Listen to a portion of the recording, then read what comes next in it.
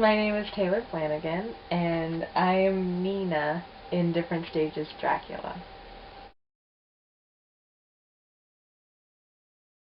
Initially, I wanted to be a part of this show because I love working with different stages.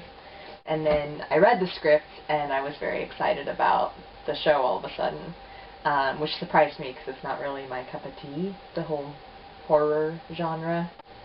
So, the script and the people and the company. I think about whatever show I'm in pretty constantly, and so I think that I come into rehearsals really engaged in the material and ready to work on it at a pretty deep level. Also, I'm pretty fast at memorizing. That is not the case for this show, but in general, I'm really, really efficient at learning lines, and so by the time we actually get to scene work, I'm ready to be engaged with my scene partners, and eye contact really matters, so I think that's a strength of mine. For memorization, I record an audio CD of all of my lines and cues.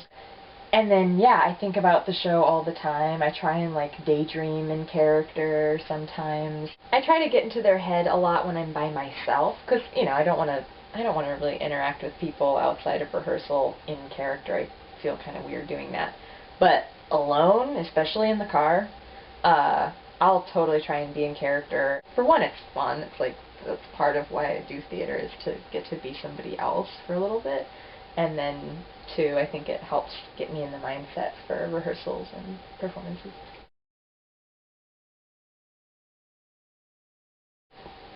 I think that when we start having blood packets in rehearsal, it's going to get a lot more challenging, because I have a number of moments in the show where special effects, I think, are going to be integral, and I don't do a lot of special effects normally. It's a little bit more like a live wire on stage with you. Like, oh, is it gonna splurt into my eye? I don't know, just I may be being paranoid. There's a lot of measures for success in a play, but one of the main measures for me is if I fall in love with some of the characters over the course of the show, and I feel like there are so many characters to fall in love with in this play, so I'm excited for audiences to see these characters and grow attached to them and see them struggle. Struggle pretty hard.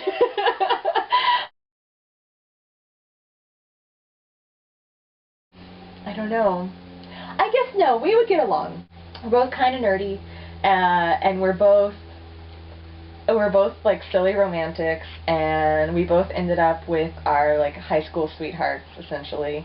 So we have a lot in common to talk about. She's smart and she's ambitious, but she still cares about family and her friends. So I think we get along. Oh, unadulterated enthusiasm for something is kind of associated with the nerd culture, and I think she has unadulterated enthusiasm. And then also, she memorizes train schedules for fun.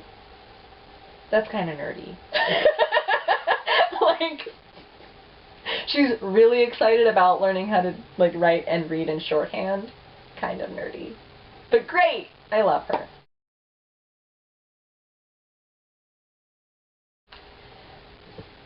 But yes, okay, it's Dracula. But that's not exactly what you think it means, necessarily. And I think people that aren't the Dracula type audience should still give it a try. Before I read it, I assumed I wasn't going to audition for it because I assumed it wasn't my cup of tea. And then I read it, and I love it. I'm not into the horror genre, but I love things like Pride and Prejudice. I think it would be easy for somebody to be just turned off to the whole idea before they even give it a shot, and I think that there's a lot more going on. So that's what I want audiences to know before coming in.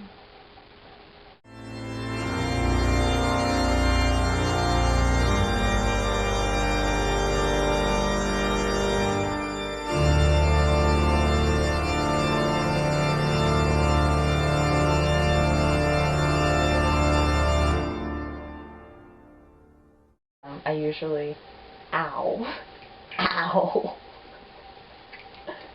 ow, yeah.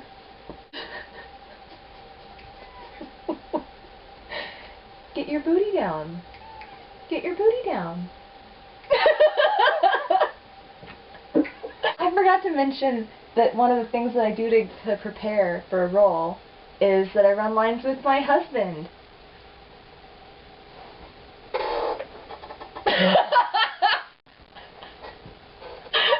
Breaking the third wall. Uh-huh. Yeah. Fourth wall. No, I'm more a fan of breaking the third wall. I think the fourth wall's caught a lot of flack over time. So. Oh, okay. Yeah. Yeah, break down a different wall.